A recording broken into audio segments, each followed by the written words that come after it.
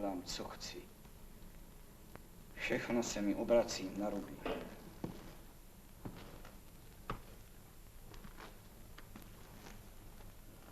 Protože jednáš proti svému lidu, králi.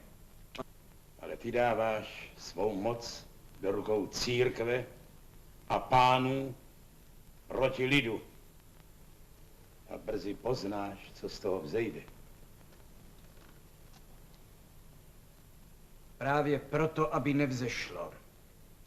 Ať všichni Pražané složí na hradě své zbraně. Králi, tím ještě více popudíš lid proti sobě.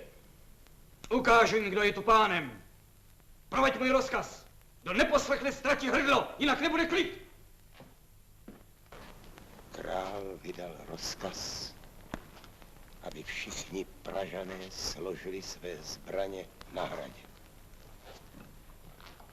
To, že rozkázal král Václav? Pod ztrátou hrdla. Postavil se zjevně proti nám. My tedy půjdeme proti němu.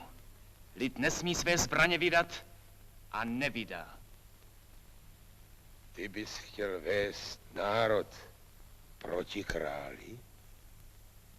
Ano, protože dnes patří i Václav k našim nepřátelům. Co učiníš ty? Já uposlechnu králova rozkazu. Ale jinak. Kdo nesplní ihned králův rozkaz a neodevzdá zbraně, ztratí hrdlo. Bratři, neposlouchejte!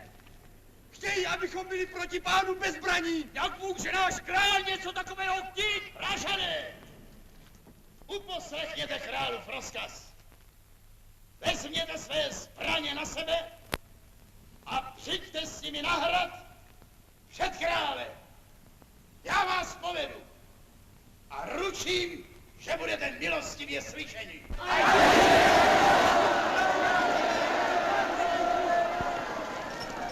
Dejte lidem zbraně.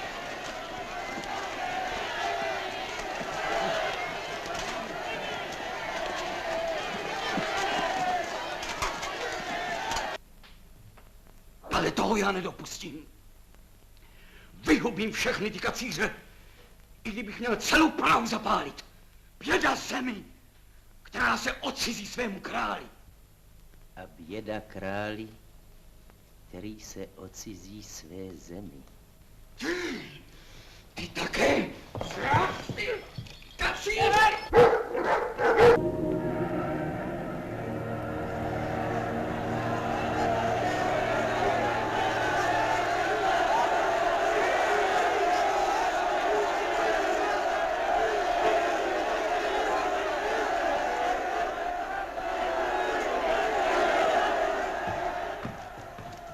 Ale nejvyšší purkraví, přišli jsme bez zbroji ke královým službám.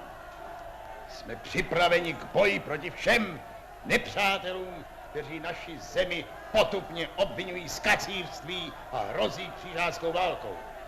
Pražský lid čeká na královo slovo.